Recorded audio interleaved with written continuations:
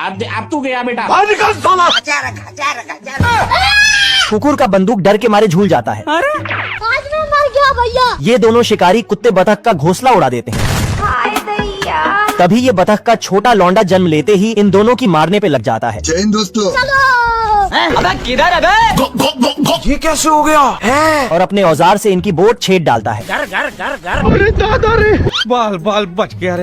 Hacker है भाई, hacker है। ये देख कुकुर उसी छेद में अपनी बंदूक घुसा देता है। आजा। ये क्या है? बवाल चीज है वे।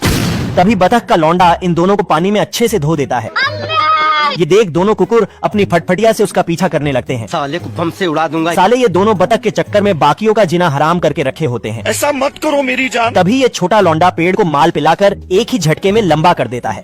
ये क्या हो गया? ये देख कुकुर गलती से कुल्हाड़ी की जगह अपने चेले से ही पेड़ उड़ाने लगता है। बड़े खतरनाक लोग हैं। तभी कुकुर के बंदूक का नली जाम हो जाता है और इसे ठीक करने के चक्कर में दोनों बिगड़ जाते हैं।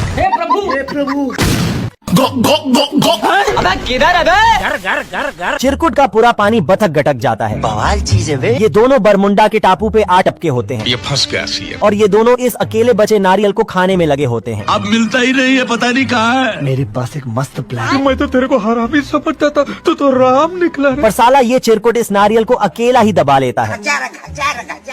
अच्छा बेटे, तभी बतख भूखे पेट के लिए मछली मारने आता है आज कमाएगा तो कल बैठकर खाएगा। और अपनी टोपी नीचे गिराकर चिरकुट को फिशिंग हुक पे बिठा लेता है। नहीं सारुण के यहाँ कुछ तो गड़बड़ है। आजा। हैकर है भाई, हैकर है। साला ये चिरकुट को छुतिया बनाकर ढेर सारी मछली मारने लगता है। देख रहा है बिनू। ये देख चिरकुट अपनी जान बचाकर निकल लेता है। तभी ये दोनों भुक्खड़ 50-60 किलो मछली पेल जाते हैं। बहुत मजा आ रहा है यहाँ पे। कुछ ही देर में इन दोनों को वहाँ एक शिप दिखाई दे जाती है। आ गई माल आ गया। तभी ये दोनों टापू की ऐसी तैसी करके निकल लेते हैं। मधुमक्खियाँ शहद लेकर आती हैं, तो ये पहरेदार सबकी चेकिंग करके अंदर जाने देता है।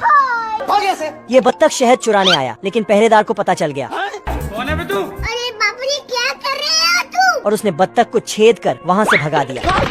इस बार ये बत्तख मधुमक्खी के कॉस्ट्यूम पहन कर आया है मुझसे कोई स्मार्ट। अच्छा। बत्तख पहरेदार को उल्लू बनाकर हेलो बेबी, क्या कर रहे हो? मधुमक्खियाँ के घर में छेद कर दिया और पाइप से अपना बाल्टा शहद से भरने लगा। अरे देवा! बत्तख बाल्टा भरकर वहाँ से निकल लिया। मैं जा रहा हूँ। अरे तू जा रही। शहद खाली हो गया तो मधुमक्खियाँ का राजा पहरेदार की क्लास लेने आया तेरा बाप। और इसे नौकरी से निकाल दिया। भारी मिस्टेक हो गया सर। पहरेदार दुखी होकर जा रहा था, तभी रास्ते में उसे शहद गिरा हुआ दिखा।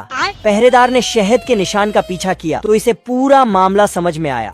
साले को बम से उड़ा दूंगा, एक बार हाथ में आ जाए तो। पहरेदार ने अकेले जाकर बत्तख की वाट लगा दी। राजा ने खुश होकर इसे मंत्री बना दिया।